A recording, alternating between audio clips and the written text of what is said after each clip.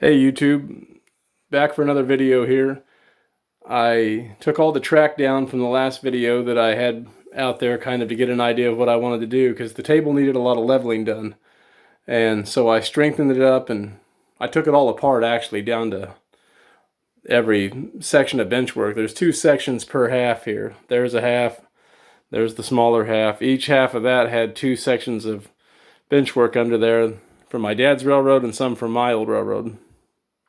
They needed bracing in there because they were sagging. I was having a lot of sagging over in the corners, and the legs I designed needed raised up a couple inches so I could clear this printer cabinet down here where I have all my trains.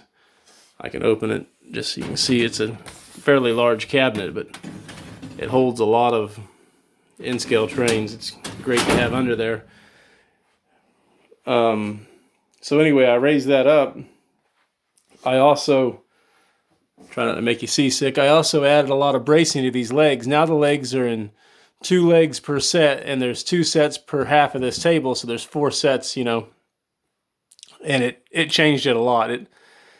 Before it would kind of wobble around when the legs were independent, but now that they're braced together, they're really strong.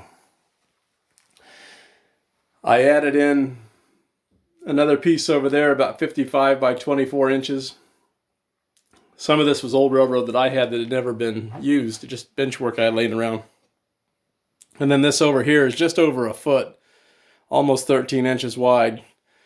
And it runs down this wall. I kind of squeezed it out there to get away from that window, but I don't think you'll notice it when it's all said and done. I have backdrop to go up behind that someday if I ever put it back up. So it runs all the way down there to this half, and that's a 36 inch by 24 inch piece, which connects it again. The old plan, after I made that video, the piece down there where it dead-ended by where I had the grain elevator, if you go back and look in the old video, I was going to make a loop that looped around like on a piece like that you see now there, and come down to a dead-end staging yard on this side, just to be able to put trains on and off the railroad.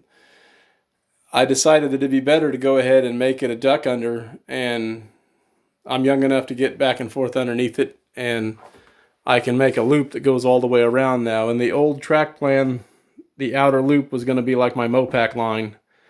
Now it's going to come out around the edge of this one and down through here somehow and around the back where you won't always see it, but I'll be able to run the train continuously on it and the train continuously on the other that goes up around through the scenic and relax plan that I had.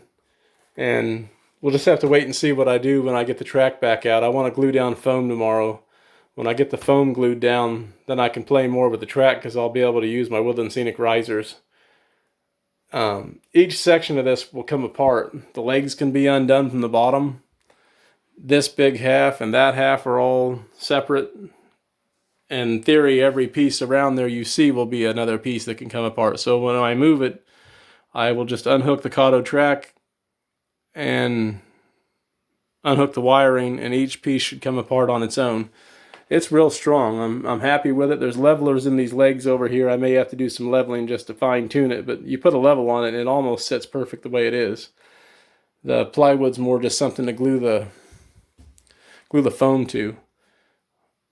Well, I'll make a video real soon when I get the foam glued down and start playing with some more track.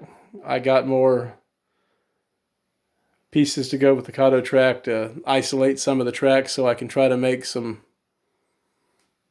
feeder wires and stuff that don't have problems with the turnouts. I've seen some videos where guys had problems with their Kato turnouts, but I'm going to isolate those turnouts with the little black spacer pieces. You take out the rail joiner and put the black plastic piece in its place.